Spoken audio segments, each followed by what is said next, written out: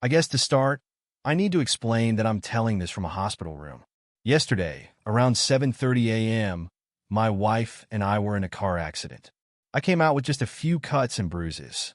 My wife, Jane, suffered a crushed shoulder, broken collarbone, 3 broken ribs, and a collapsed lung. The doctors expect her to fully recover, but for now, they have her heavily sedated. I wouldn't be telling you here if everything was perfect in our marriage, obviously. I never imagined my wife could be unfaithful in any way. My heart is shattered, and I feel incomplete, like a part of me is missing. The saddest part is that the missing piece is sitting just 3 feet away from me.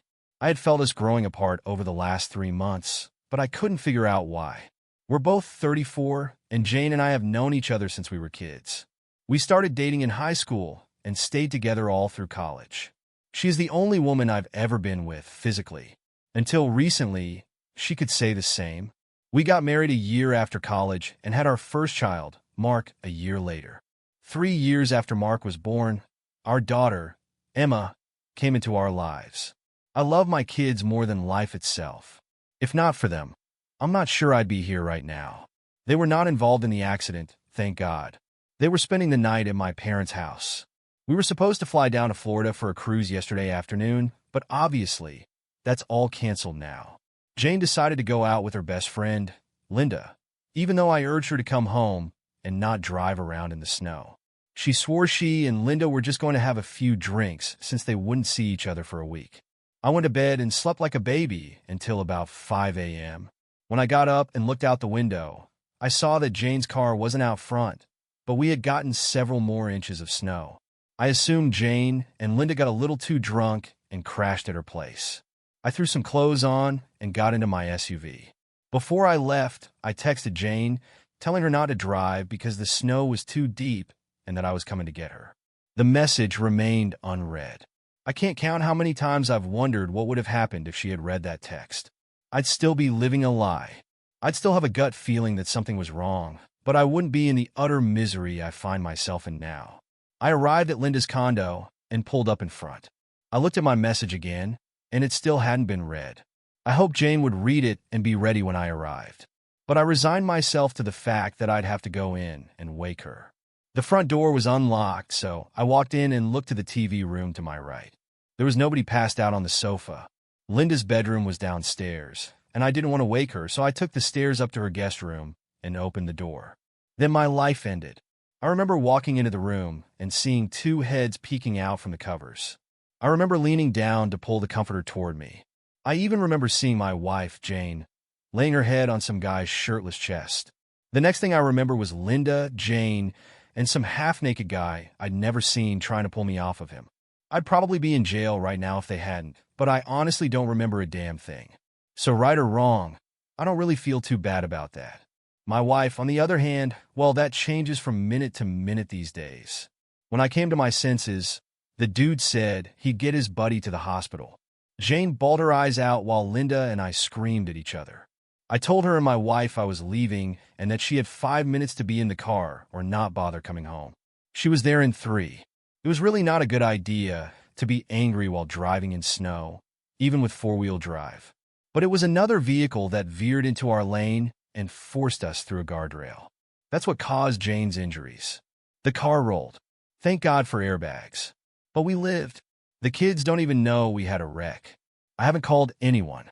I probably should have, but this wasn't just a wreck. My life has been wrecked, and I'm trying to gauge the damage before I start bringing others into the situation. I'm numb, and yet I hurt like hell, and not from the wreck. I feel like I don't even know the person laying in that hospital bed. I want to ask her so many damn questions, but I really don't want to know any of the answers. She obviously no longer loves me. No one with a soul could cheat on someone they love. So, I have to ask if she ever loved me. And now that she has cheated, would I ever want her to love me again? If that were even possible? I don't know the specifics of when she first cheated, but in my book, the instant she did, our marriage ended. The vows were broken. She ended our marriage, and we are no longer man and wife. I don't need a divorce attorney to nullify my marriage. She's already done that. Therefore, I am no longer under obligation to the vows I gave. A huge part of me wants to just walk out of this room. I want to call her parents, tell them what she did and what happened, and then let them know she is their problem again. After all these years, we said for better or for worse, and I meant it, but we are no longer married. Part of me wants to leave her a note and tell her, too bad worse happened to come after she ended our relationship. The only thing that is keeping me in this damn room is my children. I want to see them so badly right now, but I have some scratches on my face and neck. They'd know something happened if they saw me. As much as I feel my wife has defiled herself and our family, my kids need her. I thought I had a life partner, and as horrible as she ended up being, my children need a mom in their life. There are going to be talks I am not qualified to have and wouldn't know where to begin. There are going to be injuries that need kisses instead of being told to walk it off. I'm a damn good father, but I can't be a mother too. Please, someone help me. How can I sit here and look over someone who has stabbed me in the back so cruelly? Should I call her parents to come? What do I tell them? I really don't want to be here, especially with her parents. If I don't tell them what she did, they're going to know I'm pissed off. What in God's name do I tell my children? Yeah, I can tell them we were in a wreck, but I'm not the kind to fake emotion. Obviously, my wife does it with ease. But when I loathe someone, it shows in my face. They will know I am angry at their mother. How the hell did my life come to this? I already know I need to see a lawyer. I figured that much out. But how do I handle this? Update. That day, I decided to stay one more night in that hospital room with Jane sedated and the lights out. I lay back in the recliner, staring at the ceiling, listening to the medical machines. I lay there wondering how the hell my life had reached this point. Part of me felt like I was giving her undeserved mercy just being in the same room. Yet part of me still loved her. I didn't want to feel that love. I actually felt weak for having any positive feelings for her. Over and over in my mind, I kept realizing there was no fixing things back to the way they were. It was as if some natural disaster had taken the life we built and destroyed it. I cried. I cried so damn hard. I realized a huge part of my life was over. That was a moment of huge significance in my life. When the nurse came into the room to take blood the next morning, I excused myself. When Jane woke, she saw me heading out the door and called to me, but I acted like I didn't hear her. I went and got some breakfast. I haven't had much of an appetite since finding out. I tried to kill some time eating and scanning through my phone. There was a text from Linda asking where Jane was that I left on read. I decided at 7 a.m. it was light enough to knock on her parents' door. Her dad was always an early riser. I planned to talk to him first, and if he thought his wife needed to hear it, he could wake her. I saw smoke coming from the wood stove in his workshop out back, so I knocked on the door before entering. He saw the scratches on my neck and the bruise on my cheek. I explained there had been an accident. Jane had gotten the worst of it, but we needed to talk. I think he assumed I meant about the accident, so he woke my mother-in-law to hear what I had to say. We sat in the kitchen as I explained how, going around a curve, a car in the oncoming lane veered into our lane. Having the heavier vehicle and all-wheel drive, I managed to keep us on the road until we hit the guardrail. The passenger side door caught one of the vertical I-beams mounted on concrete. Even with the side airbags, Jane hit hard. She sustained lots of injuries, but had told them she was stable and expected to make a full recovery. They both cried, knowing their daughter had suffered, but would still be around for them to love. As soon as they insinuated they would be around to help me in any way needed to look after Jane, I stopped them and explained the wreck wasn't what I had come to tell them. They looked confused as I explained waking up that morning and sending a text to head off in the snow to make sure my wife was okay. I told them about walking in on their daughter and some guy I'd never seen and unconsciously beating him over and over. They were both shocked. Then I told them what room she was in at the hospital and explained I always wanted them to be part of the kids' lives, so I hoped they could remain friendly with me. I told them my dad was looking after the kids at the moment, but I was divorcing their daughter as she had broken our vows and was no longer my wife. I was leaving their place and driving to my dad's to tell the kids about the wreck. I was also going to tell them we were splitting up and wouldn't be together anymore. I was going to tell them their mother is a cheater. I told my former in-laws that while I hated things had to end the way they did, at least I could say I wasn't the one who destroyed our marriage in my life.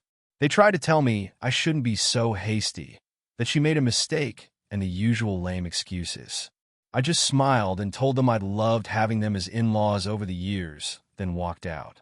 When I got to my dad's, I, of course, had so much I needed to get off my chest. I entered through the kitchen, where I found my dad having a cup of coffee. The only thing he knew was that I was supposed to be on a big boat in the Caribbean. He stood and asked what I was doing there. I just grabbed him, hugged him, and cried like a child. It was the kind of thing where he really wanted to know what was going on, but sensed he needed to let me cry it out before prying. He led me to the den and sat me on the couch to go get my mom. We both urged her to have a cup of coffee first, but she knew if I was there alone that early, I had something bad to tell them. I first explained about Jane cheating, me catching her, and leaving Linda's. Then I explained about the wreck and that it was pretty bad. I told them about Jane's injuries and explained I'd let her parents know only an hour before so they could go see her. Both of my parents were stunned. My mom finally asked me what I was going to do now. They both cried when I told them my only remaining option was to divorce Jane and be the best father I could for my children. As our conversation was winding down, I heard my daughter Emma squeal "Daddy" and come running down the stairs toward me. That woke up my son, Mark, who was also downstairs within a few minutes. I hadn't seen them in so long. I just spent time hugging them, happy to see them. They took a while to notice my scratches. I told them about the wreck and that their mommy was in the hospital, but going to be fine. I told them Jane's parents would eventually pick them up to take them to see their mom, and left it at that. I spent a day playing, talking to, holding, napping with, and laughing with my children. Those two made me want to live again. Until that point, if I'm honest, I was like 50-50 about wanting to go on, but they are worth living for, protecting, and cherishing. My wife's phone was destroyed in the wreck, so nobody had gotten a response for days. Early that night, I started getting texts from my mother-in-law's phone and knew they had to be from Jane. I ignored them. They continued sporadically off and on through the night. I turned off notifications. The next day, I spoke with 3 law offices about filing for divorce. I can't say I want or even need a legal divorce, but that will divide assets and determine custody of our children. What she does with who is no longer of any concern to me. I've met with 2 lawyers and like the latter one quite a bit. I'll meet with a 3rd-rated lawyer to see if he wows me. If not, I'm going with the second firm's top divorce attorney. Either way, I will have removed 3 top legal sources from her list of candidates, and that's a win in my book. Custody is my primary focus. I'm not going for full custody, and I wouldn't want it if I could get it. They need their mother in their lives, but because she did what she did, she could never again be part of my life. A go-between can drop the kids off on time whenever they need to be where they need to be. There's not a reason in this world for me to ever say another word to her. I obviously never knew her, so why would I continue to interact with a stranger? I go back to work next week from what would have been our cruise. I didn't tell a soul at work we didn't go or anything about the wreck. Of course, they will see me driving the rental car and question if I got a new car. I'm not sure if I need to explain things to HR, but I don't want my personal business aired out for all to see. I feel humiliated as it is without news leaking out. Divorce is a necessity sometimes, but it always represents a failure. But I'm done being an anchor for a ship that has already sunk. For those who insisted, rightly, to get checked for STDs, I've had a full screening. It came back clean on everything, thank God. Even though it was enough to make me feel like some trench coat pervert when I did nothing wrong. I assume by this time Jane has left the hospital. Her parents did not even attempt to bring her to the house. They couldn't have contacted me anyway due to Jane's constant texts I wasn't reading. As soon as I can get divorce papers filed and her served, I can be done with the biggest mistake of my life. Her actions invalidated all of that time. If I had to do it over again, I would now not do it again. I would choose a life with someone else. Anyone else who would actually be faithful and loyal. Her greatest asset is what she intentionally threw away. The ability to be trusted, from having someone to call your own to being all alone. I know all of that was a lie, and I meant nothing to her. People will swoon over a beautiful lie and repel an ugly truth. I'm not one of those people. Outside of a person literally putting a gun to your head, there is no excuse to cheat. Beyond that, when you have made a life bond you have sworn to uphold, making the decision to ruin it for the other person makes you vile. I wish to God I'd never met her and had taken a chance on anyone else. She had no right to give me a life and then take it all from me against my will. The man I was before her betrayal will never exist again. The woman she was never existed. and the life I had is now a facade in ruins nobody wants to live in. Update. Not only am I not sure where to begin, I'm not even sure what to say when I do. I guess the first thing is to tell everyone I did manage to get a very good lawyer. Her firm, in general, is rated the highest for representing men in divorce cases in my area. Instead of passing my case off to someone else on the legal team, she took on my case as her own. Everyone at the firm has been kind and supportive. I can tell they don't just care about getting their retainer and payoff. Nadia, my lawyer, has done everything she can to help me with my well-being and sanity. After agreeing to take my case, we went over the usual forms I needed to fill out. I listed property and all bank account info, as well as ballpark estimates of what Jane and I make income-wise. After explaining about the wreck and what I saw just before it happened, she asked if I had an STD panel. I explained that I had and everything had come back clean. She then asked if I had documented the infidelity with pictures or video. I told her I hadn't been thinking rationally enough at the moment to do that. She phoned a PI her firm uses and set up a meeting between him and me the next day. I live in an at-fault state, so while I knew Jane was unfaithful, I needed actual evidence for the divorce to go my way. We set up one of her staff to be the go-between for me and Jane's dad as far as communication goes and to arrange drop-offs. I got her aide to go ahead and notify my soon-to-be ex-father-in-law that my ex could have the kids that upcoming weekend and following week.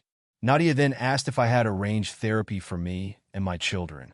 I explained I was due to have my first therapy appointment that week, but as the children had yet to be told anything, I was holding off on that. She told me as soon as I felt they were in need of any professional attention to let her know, and she had several therapists she could recommend. She expressed what seemed to be sincere condolences that I was having to go through all I have and will. I tend to dislike lawyers, but I do think I might have found one with an actual soul. She gave me a list of things to collect and do before our next meeting. Many of the instructions were identical to the advice users, so when she told me to drop by the drugstore to get 2 DNA kits, I thought nothing of it. I knew it was standard protocol. When I got home with the kids that night, I did the cheek swabs for me and them. I sealed everything up and mailed the kits off after taking the kids to school the next morning. 2 days later was Friday, and the go-between dropped the kids off with their grandfather for the weekend. That morning, I went to work. I was just coming back from lunch when I got an email notification from my personal account. I could see it was 2 emails from the lab, so I waited to get to my computer to view them at my desk. I opened the first email and clicked the link. The result said my son, Mark, is in fact my son. I opened the other email and clicked the link. I read what it said. I read what it said again. I couldn't really say anything. I just started shaking my head. I knew I had to get out of the office before breaking down, but I managed to do screenshots of both results and email them to myself as photo files. I went to my car and began bawling as the realization my daughter, Emma, was in fact not my daughter set in. I can't imagine having an arm cut off would hurt much more than losing a daughter. It honestly felt like my soul had been taken from me. I don't know any other way to describe it. I didn't know who to call. I just sat there crying and wishing like hell I could wake up from my nightmare. I downloaded the 2 files from my email account and texted the pics to my lawyer. Within 20 seconds, Nadia called, asking where I was. Work was all I could manage to say. She told me to stay there, and someone from the firm would be there in a few minutes. I ended the call and opened the door. I began to vomit uncontrollably until I was dry heaving. By the time I managed to stop puking and feeling dizzy, one of the paralegals arrived to pick me up. She took me to the firm, and as soon as Nadia had finished with a client, they ushered me into her office.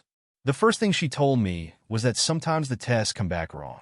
She said she understood I was upset and had every right to be, but she urged me we needed to test Emma and me again in a local lab to ensure nothing gets contaminated.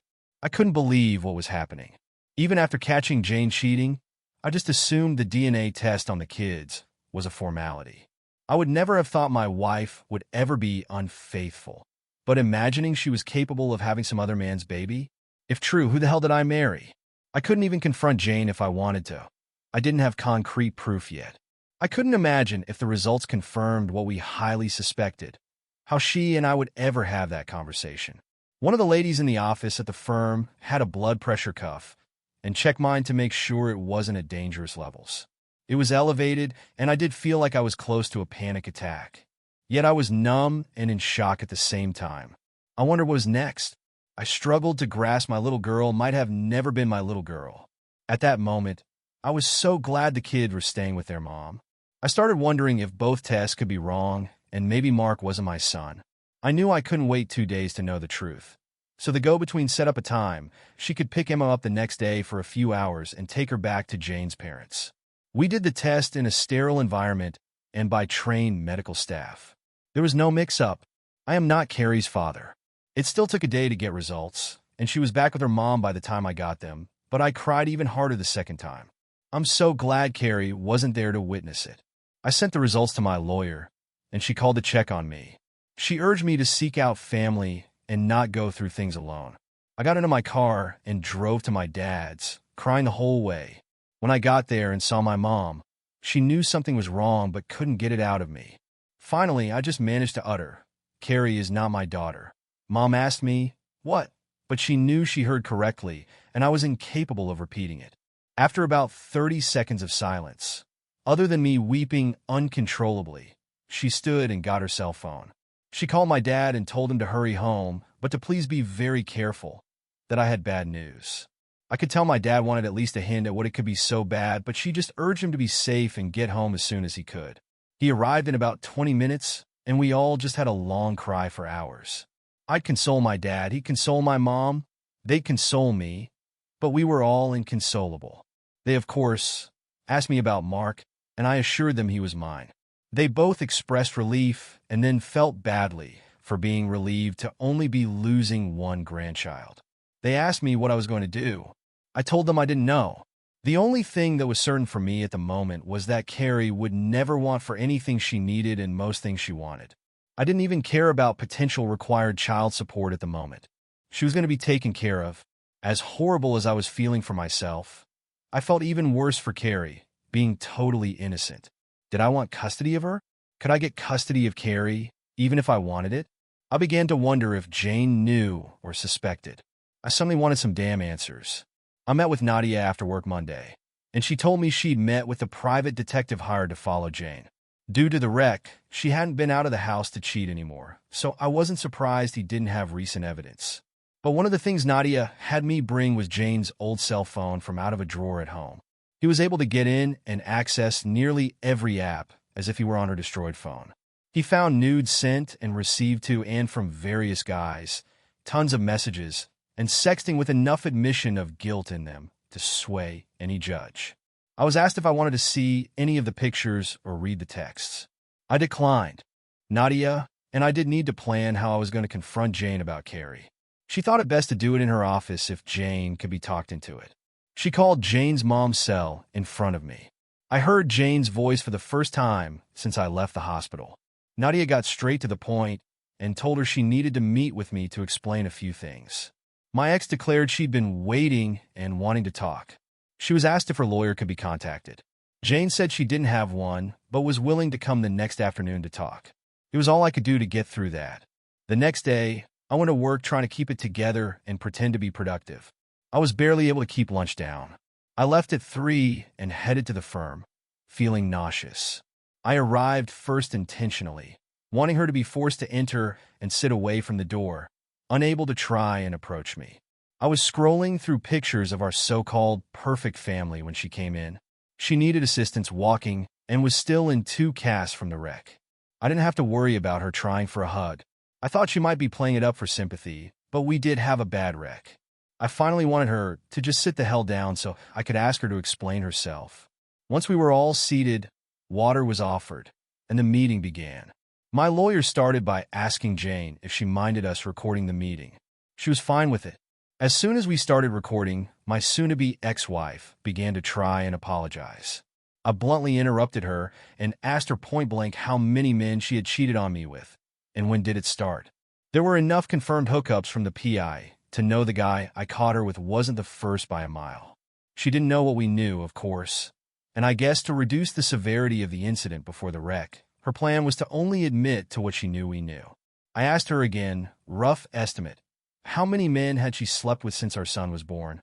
Giving that specific time frame seemed to give her a minute's pause, but she kept trying to act clueless. She still thought it was all a game at that point, and I was losing my cool.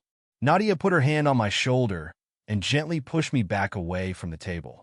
She looked at Jane and asked if I was a good father.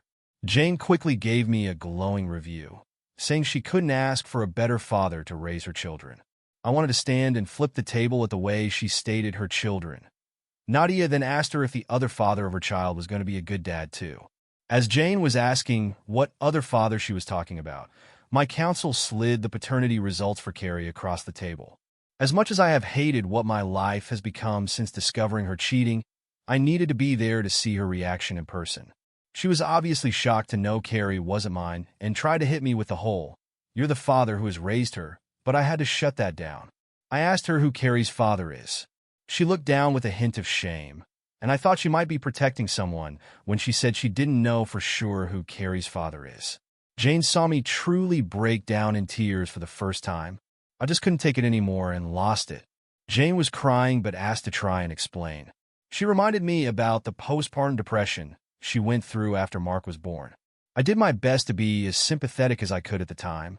I can say with certainty I spent every moment I could looking after my son, so she could have time to herself. There were days she was so depressed she couldn't even get out of bed, and I looked after all of us. But I loved doing it. I loved doing it for the family I thought I had. I remembered I had actually been foolish enough to think making it through had made our relationship stronger. Nope, she didn't blame it on Rebecca. When she first got married, she would go on a few girls' nights out, and I was relieved if not grateful. They'd been best friends for years, but hadn't seen much of each other during the pregnancy. Jane said she got really drunk the second time they went out, and she let some guy feel her up while she gave him head. She said she felt guilty about it for a while, for months, but then she began to resent not getting to be young and free to be with whomever she chose. She told us she started hooking up with guys the nights she would go out with Rebecca, until the night before the wreck. She'd never not come home or come home late. Over the years, she claimed she didn't want to develop feelings for any of the guys. She claimed she always used protection and never slept with the same guy more than 3 times. She said she just wanted sex. I was dumbfounded. Finding out your wife is a filthy liar tends to do that. It was like learning your life was a reality show you didn't ask to be in. I wanted to yell at her, but I was too busy calculating how many men she possibly cheated on me with over a period of years. Nadia asked her if she had any idea who Carrie's father might be, but she swore she always assumed she was mine. My lawyer pointed out that obviously something happened and suggested maybe a condom broke. When my wife confessed that it did happen a few times with a few guys, I lost my cool. I asked her who in the hell she was because I didn't know the person telling me such horrible things like she was telling me to pass the salt. I asked her when she started hating me and why. I asked what I had ever done to warrant being treated like she did. How could she do this to her daughter? I raged. She took it, knowing it was all true. After what she just told me and what I expressed about how I feel about her, divorce is a given. What was a marriage had become scorched earth. The only thing left to do was total up the casualties. I've lost a wife and a daughter. That's 2. A wife lost a husband. That's 3. A daughter lost a father, and a brother had his sister become a half. Then you get into grandparents and in-laws. Jane essentially destroyed 2 entire families. Her parents will not be okay with what she was doing, and I swear by all that's holy, I will let them see all the evidence the PI finds. She admitted to meeting with men from dating apps with Rebecca and using girl time as a time to hook up. She claimed she never meant to hurt me. She swore she had no idea Carrie isn't mine.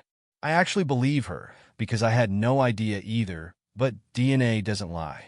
I asked why she didn't just divorce me. She came straight out and said because she didn't want to lose the security I gave her. She cried. All of it was said through tears, but I know my expression was just of scorn. I was disgusted at the person who sat across from me. I feel used, humiliated, emasculated. I feel defeated. I'm pretty sure one of the reasons she came to talk without a lawyer is due to the fact I own everything. She doesn't have much to lose outside of a small 401k and my assets I entered the marriage with by inheriting my grandfather's estate when I was 14. The woman I call mom is not my biological mother. My mother died when I was 2 from a rare, fast-spreading cancer. My dad remarried the woman I called mom when I was 4. I have known my entire life she wasn't my biological mother, and I wasn't her biological son. I learned later she couldn't have children, and raising me helped her experience that. When my biological mother's dad died, what was left to her went to me as her heir, but I couldn't touch it until I was 21. I studied hard and went to school, but I don't have to work. She knows I will mop the floor with her in the divorce, and she won't be getting anything close to half. She has a job. She isn't able to work at the moment with her injuries, but she has a job. Part of me wants to punish her, and the other part of me wants to be done with her. Jane was obviously medicated for pain. Maybe that's why she was being so blunt, but her words just cut me deep as my imagination made them even worse. I asked if she felt any shame. She claimed she did. I asked how the hell we were going to find out who Carrie's father actually is.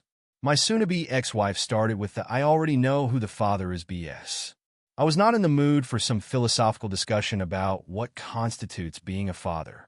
Whoever Carrie's father actually is deserves to know, and she needs to know about his family for health reasons. The evidence the PI had found didn't stretch back to before Carrie was born. I asked her if she could find any of these men or had saved their numbers. She had the audacity to say the point of losing their numbers was to never see them again. My God, how did I not see that logic? I told her she might have wanted to keep his number to let him know he had a child on the way, or she got an STD. I want my name off of Carrie's birth certificate. DNA proves she is her mother's child and not mine.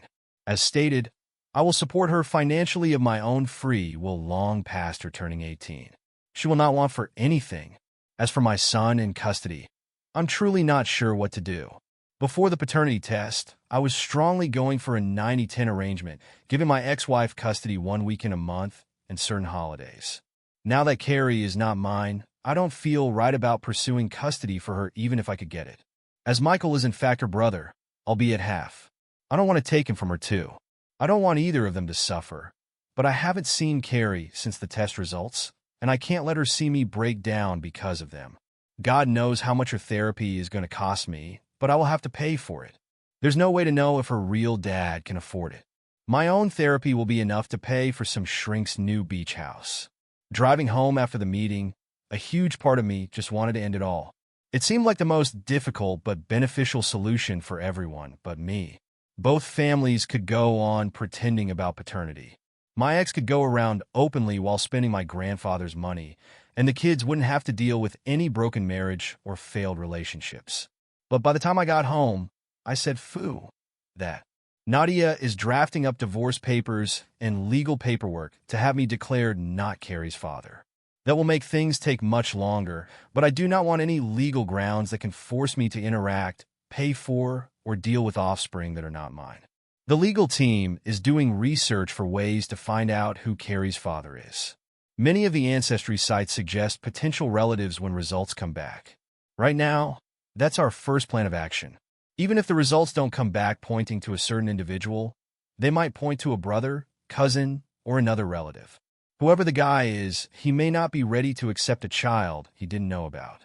It could cause some anxiety in his life, but I doubt he will feel nearly the terror I felt losing my daughter forever because she never existed. Everything is just so screwed up at the moment. Nothing is stable. Chaos is a daily burden at this point. The kids come back to the house Sunday afternoon. I've never wanted to not see them before, but I know many inevitabilities will happen that I cannot be prepared for. When she sees me and wants to hug her daddy, I'm not even sure how I'll react. Hug her and cry like a baby, knowing she has never been truly mine? Tell her I'm not the person she's looking for? I don't have it in me to be mean to her, but my heart is broken. There's nobody to take this out on, not even Jane, because nothing I could do outside of murder would equal the betrayal she has done to me. That scale will never be balanced. She used me and spit me out. She deserves to rot in hell for her promiscuous, lying ways. I'm destroyed, and everything I used to love is too. I will win the divorce. Nadia and her team will make it the most lopsided division of assets in the history of divorce. But Jane reduced or removed the value of so much from me, it feels like she's already won again. To hell with her. I'm left with a son she will try and use against me and manipulate. Some people really are so horrible they deserve to be put down like an animal. I made the stupid decision to have a child with one. I just know now I'm not the only stupid one. I'm getting flack about my role in Carrie's life going forward and how I treat her. Everybody has a damn opinion. The fact is, it will be impossible to do what's best for me and best for the kids. And just as this has all damaged me beyond repair, it will damage the kids. But I have people saying I want to damage Carrie just to hurt Jane. I actually had someone tell me that I'm a misogynist because if my son hadn't been mine, I would have just accepted it. To that, I say it is untrue and even more untrue. People are telling me to not tell her now, and that makes sense in many ways. But if we manage to find Carrie's father, who do they tell her that guy is? I could let her go on thinking I'm her dad for the rest of her life. But that's a lie that could hurt her even more down the road. Everyone has their opinions, but they aren't living my life. They aren't dealing with this betrayal. I have to make decisions based on what I think is best for me and the kids, even if it means others will judge me for it. But there is some guy out there who has a kid and doesn't know it. Sure, he may want no part of her life, but if he does, he should be involved in her formative years. He should get to know her, and she should get to know him and his family. He might be the nicest guy in the world and would make a great dad. Everyone wants to do what is best for Carrie, but opinions on what is truly best for Carrie vary widely because nobody knows how this will turn out, and nobody can see into the future. I want my name off her birth certificate for legal reasons, but people are considering me cold and heartless for that. She isn't my daughter. That is a scientific fact that cannot be debated. It doesn't matter one iota how Carrie feels about me or how I feel about her. Feelings change every day. That's why we use science. I wish to God the science was wrong. I can feel I impregnated Jane twice. But nope, I was just first in line. Science took what I believed and felt and shattered it all into 1,000 pieces. I don't like it, but facts are just facts. Sunday, when I see Carrie again, I know I'm going to lose my crap. I can be stoic and not show any emotion around Jane, but not Carrie. I'm going to cry. She's going to wonder why I'm crying. I can't tell her. That's going to make her feel worse. Michael is going to wonder why I'm crying. I won't be able to let him know anything either. So there I'll be, trying to adult and be a parent with 2 kids crying for no reason. But people are concerned how I'll treat Carrie.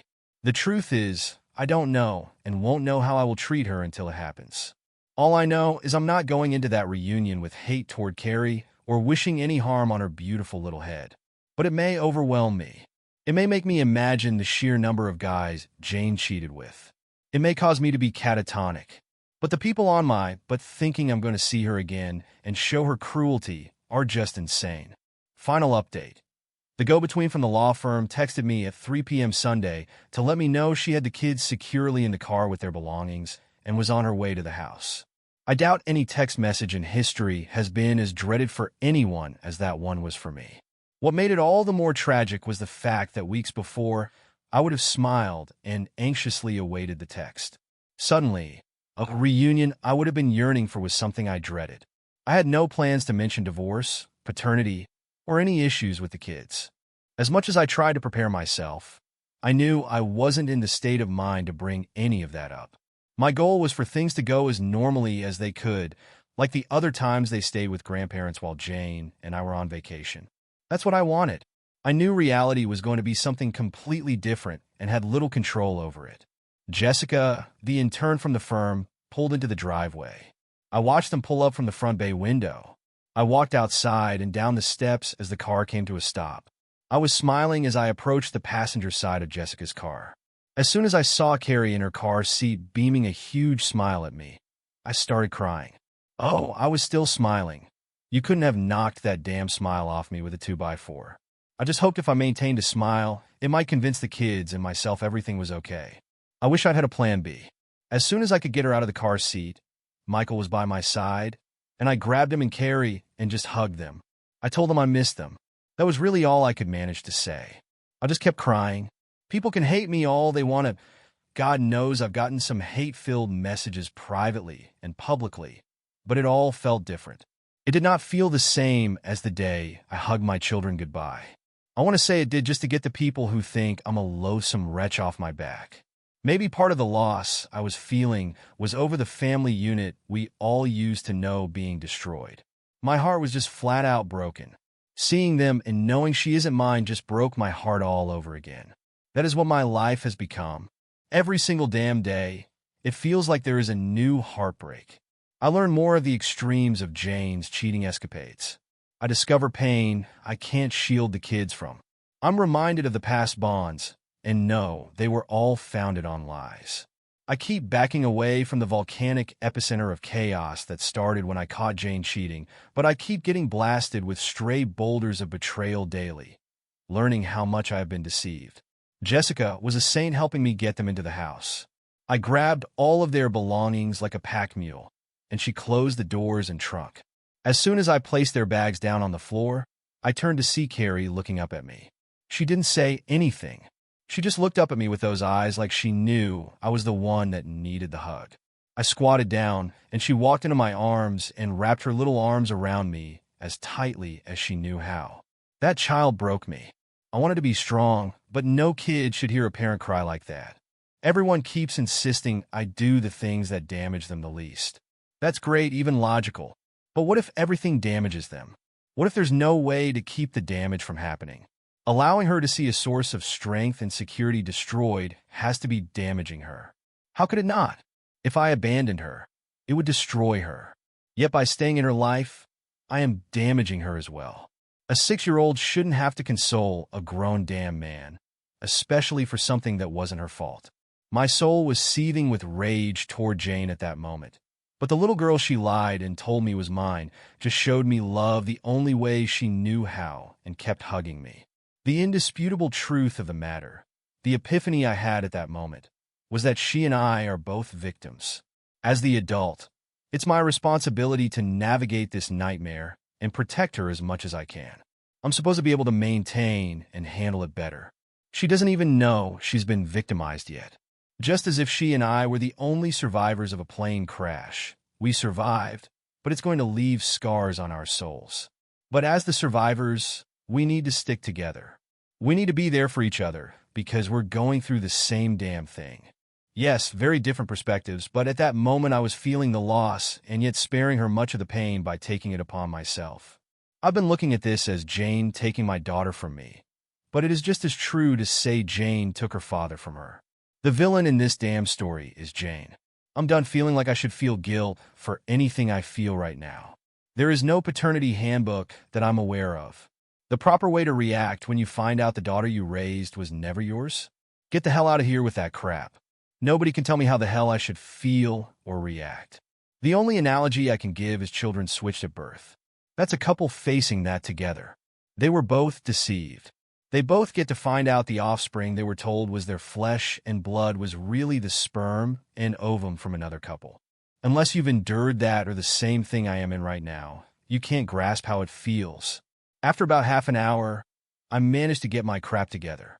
Jessica left after getting a hug from all three of us. I handed her a small envelope with $500 inside and told her it was for gas. I knew she drives an electric vehicle, and she knew it wasn't for gas. I carried Carrie around in my arms as Michael showed me some of the things he'd helped make with his grandfather. Carrie just kept her arms around my neck, making sure I knew she'd helped stain some of the wood. I went into my standard, I don't believe you game. Michael joined in, and that devolved into a tickle session first for Carrie, then Michael. I cannot convey how wonderful, and at the same time heartbreaking it was to hear Carrie's squeals and laughter. Seeing Michael happy and laughing was a joy for my broken soul, because I knew the future held little to none of what we were at that moment enjoying. They teamed up to wrestle me. I liked seeing them work together, even if it was against me. Father or not, by the time she's old enough to date, I'll have her able to say no with feeling. I put on some music. Ever since she was a baby, Carrie has loved music. I have danced with her from the first week she was born up until the previous month. I'm sure I look goofy. I don't care. I have fun, and she loves acting as silly as me. I got Uber Eats to bring takeout for dinner. We aren't Asian, but we sure as hell ate like it. Michael can throw down some lo mein for a 10-year-old. And for whatever reason, Carrie loves crab rangoon. I didn't eat much. My appetite has taken care of any weight loss issues I had. I just enjoyed getting to have dinner with them again. They both had school today, so I got them bathed, pajama-ed, and ready for bed. Michael likes to read a book as he is settling down. I gave him a hug, told him I loved him, and said I'd see him in the morning. I got Carrie tucked in a bed and read her a storybook while pointing out things in the artwork. I had her about ready to nod off, and I felt myself welling up with tears. I kissed Carrie on her head and told her, I love you, for the first time since finding out. Call me the biggest a-hole on the planet. I don't care, but saying it was like allowing myself to admit it. Everything in my life has been a struggle in recent days to figure out what is real and what isn't real. My love for Carrie is real. I love her. I do feel different, right or wrong, but I love her. I went from not wanting to take anything away from her to continuing to want to give. It's a huge difference. But anyway, I was sort of waiting for Carrie to tell me she loves me. I mean, I know she does without her saying it. Instead, she took the moment to tell me, Mommy loves you. I knew what she said. I made a point not to snap at her and be as sweet as I could possibly be when I asked her, Carrie, why did you tell me that? She said, Mommy told. I very sweetly asked, did Mommy just say that? Or did Mommy tell you to tell me that? It seemed my soon-to-be ex-wife had to explain why I hadn't been to visit, wouldn't be coming over, and she wouldn't be coming home with them. She actually told the kids her parents' house was her new home, which I was kind of glad about, but the I love yous I still had to get to the bottom of. I pried some more. Then Michael came into the room. He revealed their mom had told him she wouldn't be coming home because I didn't love her anymore. What the foo was I supposed to say to that? Yep, it's all on me. I just fell out of love with your mom. Blame me was not happening. I called our usual sitter. I asked if there was any way she could come over for a few hours to look after the kids. Since they were already in bed, that meant she could study while getting paid. She agreed. I got into the car and made a beeline for my in-laws' house. I didn't bother calling first. When I got there, I knocked on the front door and asked to see Jane. Her mom led me to her childhood room, where she was recuperating from her injuries. I turned to her mom and placed my hand on the doorknob before telling her Jane and I needed to chat. She sensed I was a little on the pissed-off side, so she scurried out of the blast radius.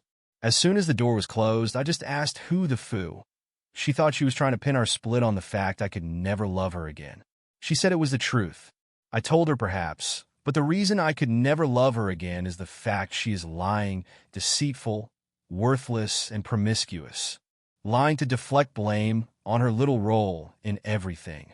She then said she's already tried to apologize, but I didn't want to hear it. I exploded. I asked her what the effing good a damn apology was going to do. It wasn't going to undo the damage, and it wasn't going to keep the damage from happening. And in spite of all that, I didn't believe she was truly sorry for what she'd done. I asked her how she could manipulate two innocent children to make me look like the bad guy. If she had any guilt, I asked her at what point I became the bad guy that destroyed our marriage. Without missing a beat, she told me, when you didn't give me a second chance. Not going to lie, I stopped her and asked how much pain medication she was taking and if she was drinking alcohol with it. That was the only logical way I could see her thinking a worthless liar deserves a second chance, mercy, or to be treated with dignity and respect. Nope, she lost all of that by her own actions. Again, I don't even know who my wife is anymore. It's like she's been possessed by the ghost of Caligula or Charlie Sheen. My beautiful, virtuous wife was replaced by a soulless hookup harlot, and it's a miracle of God himself my junk hasn't rotted off due to her disgusting actions. I asked her if she felt justified destroying everything in her life for sex. She said it wasn't just for sex. I reminded her she claimed to want no emotional involvement. She said much of it, especially at first, was about validation. She said she liked being chased. She got pissed when I asked how she could even consider herself chaste, but she can go get bent. Actions affect how you are perceived for the rest of your days. She can deal with it. Jane and I ended up talking for several hours. When she went through the depression after having Michael, she even told me I had been the best supportive husband she could have asked for. So I had to ask why she betrayed me so cruelly. She said despite such a happy event in her life, there was a part of her so anxiety-ridden she actually wanted to die. She said she felt love in her heart for me and for Michael, but for some reason she couldn't understand. She felt depressed and dead inside. She stayed out of work for an additional 6 months due to her issues. I got her the best therapist and doctor's money could buy. She admits as much, and she said even that started making her feel guilty, feeling she was letting me down. I was carrying us. She said she felt overwhelmed, even though she knew she wasn't bearing any of the burden. She said she started to doubt if she ever should have become a mother despite always wanting to be a mom. She withdrew from friends in person and via internet text. She told me every day she loved me and apologized. I told her she had nothing to apologize for. I just wanted her to get better. Maybe she was apologizing for what she was about to do. When Rebecca came to the house unannounced that first day, I was so glad to see her. I knew Becca was ballsy enough to not be pushed away, but kind enough to get Jane to open up. It still took months before anything that could be considered a night on the town occurred. Just getting Jane to go to Starbucks was a victory at the time. There are a ton of guys thinking I'm the biggest schlep on earth, letting my wife go to bars or clubs with a single girlfriend. 99% of the time, you would be 100% correct, and I should have put a stop to it much sooner. But at that moment in our lives, after all the sadness and isolation, getting her out and about seemed to cheer her up even after just the first time. She tried to explain she'd suddenly become a wife and mother in a period of 2 years. She said seeing how thirsty men were for her, even if it was just for sex, boosted her ego. She claimed the first incident wouldn't have happened if she hadn't been so drunk. But it happened willingly. Once the knob was slobbed, she knew I'd never touch her again if I knew. She knew she'd lose everything because she came into the marriage with nothing. I asked her if she ever thought I'd find out about her cheating or how I'd react if I did. She said she knew it would destroy me. She claimed she felt horrible about it. I asked the obvious question, why continue to cheat? She claimed as soon as she sobered up after cheating, she felt guilt, shame, and regret. I did remember her being really sad for a week after going out the first time. Rebecca came over, and the two of them talked for hours alone. From that point forward, for months, I had the old Jane back. She revealed she told Becca that day she felt unworthy of me because of what she did. She knew if I found out, we were done. I would go after Michael. She claimed she decided to take it to the grave and try to be the best wife she could be in every way to make it up to me. Red flag. Yeah, now think I'm a fool all you wish, but we had a baby to look after, and I had been doing 95% of the caregiving overnight. I got my wife back. At the time, I would have been stark, raving mad to think that was a red flag. It was a damn miracle at the time. Within 2 weeks, I was back working part-time, then full-time once Jane was fine as a stay-at-home mom. Looking back, the time just before and just after Michael was a year old had been some of the happiest of our lives. At least for me. To find out it was all due to her trying to make up for blowing a stranger in his car forever altered those happy memories. I asked why she cheated again if I just wasn't good enough for her. I'd always thought we had a great sex life. Aside from her depressed period, she always acted like she enjoyed sex with me. She claimed the longer she went keeping the secret, the worse she felt about herself. But unlike before Michael was born, she couldn't let on to me how she felt. She knew I'd want to know why she was sad, to comfort her, but she couldn't tell me. She claimed the internal struggle of keeping the secret and living the lie of the facade of happiness was tearing her apart. She reminded me of the reunion of my bio mom's family out of state. I took Michael with me to introduce him to her family for the first time. Jane canceled at the last minute, claiming she was ill. I couldn't have stopped her from cheating on me at that moment. That was already done. But I might have kept her from heading down a road that would deceive me for 6 years, making me believe something I cherished was never mine. I wasn't blaming myself. Her ass could and should have been on that plane. No. Actually, she should have already confessed to her infidelity and let me move on with my life. Yet somehow, multiple mistakes complicated with multiple lies with little concern for consequences, and that's my burden to bear now. That's something you do to an enemy, not someone you claim to have ever loved. She gave me some story about being so depressed that weekend while I was away. She knew she was unworthy, even if I didn't. She was punishing herself, even if I didn't know she deserved it. At least that was the way she rationalized it. She knew if I knew, I would view her as a whore and be disgusted with her. I never stopped showing my love, telling her how much I loved her. But she said at some point she realized if I knew the truth, I wouldn't love her. The attention I focused on her didn't matter. It didn't carry the same weight as before because she realized she was unworthy of the attention, and I'd realized that too if I knew about her sleazy rendezvous. She said she called Becca for a shoulder to cry on. who convinced her to go out for drinks. According to her, she spent the first part of the night crying and asking what she should do. The bartender bought her a few shots to help her cheer up. She didn't have to say Rebecca nudged her towards some flirting. She found herself kissing the guy in the back alley behind the bar and stopped herself. She went back inside feeling even worse than before because she realized she cheated yet again. More alcohol. Rebecca needed someone to help Jane inside, so she asked the guy who just had his tongue down my wife's throat. Rebecca left them alone, and clothes came off. I asked her if she once thought of Michael, if I ever entered her mind as she betrayed us both. She got pissed and told me she never betrayed her son. I let it be known she betrayed not only me and Michael but Carrie, our parents, everyone who watched us take our vows, and God above. She betrayed the sanctity of our family and marriage. But I stopped and just shook my head, telling her despite what she'd done to that point, she should have just let me go. I told her I would have looked out for Michael. She could have whored around with the entire state after we divorced. I told her I would have gladly written her name on bathroom stalls for her. But she didn't. She kept lying. She kept cheating. So much of it disgusted me to hear, like she had an actual strategy. After the first few guys, she didn't want them getting attached to her, as she wasn't going anywhere unless she had to. She wasn't looking for an emotional connection.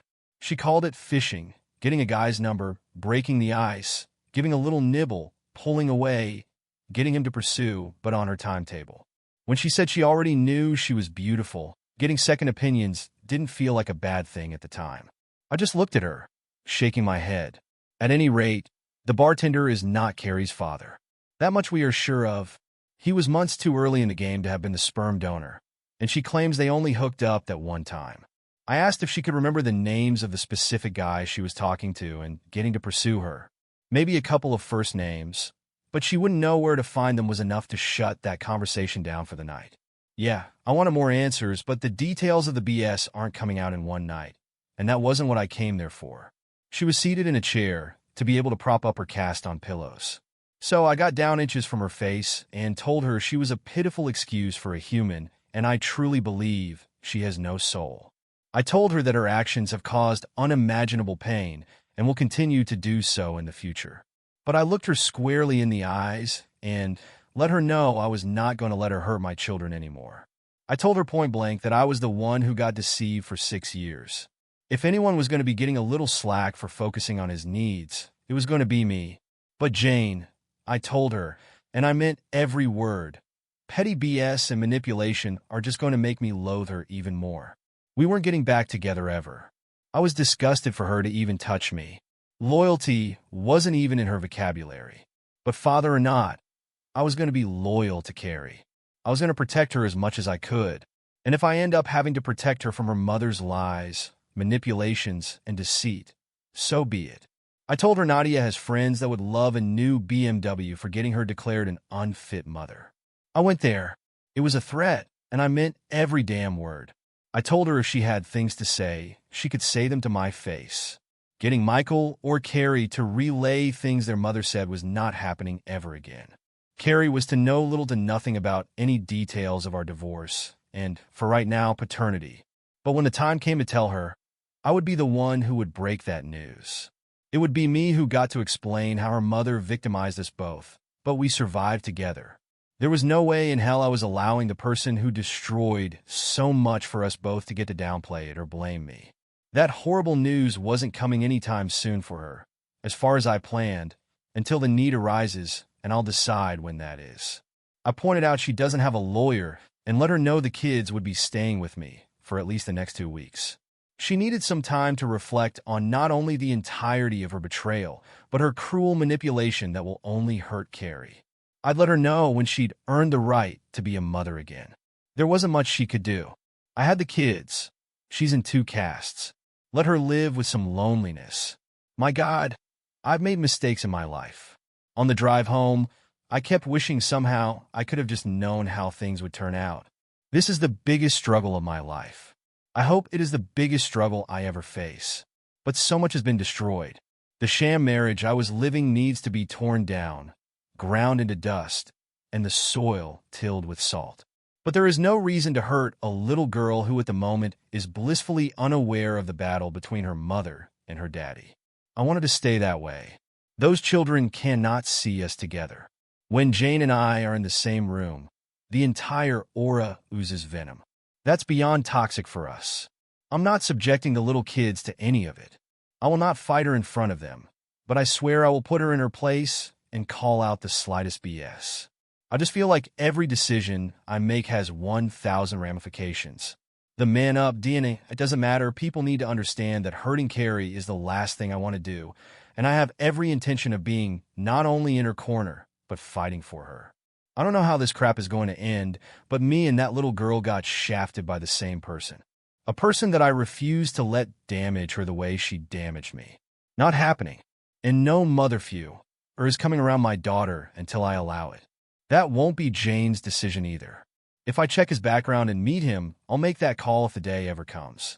Until that point, my son Michael, my daughter Carrie, and I are weathering a storm. I've managed to shield them from what's coming. I will shield them from as much of the shrapnel as I can, but our souls are all going to bleed a time or two before this is all over. This carnage could have been prevented, but once the bomb goes off, it can't be avoided. I am in therapy 2 times per week. Not sure it's helping, but it's early on with the sessions, so I'll give it a few more. I just need to focus on my healing and make the transition in life as seamless as I can for the kids.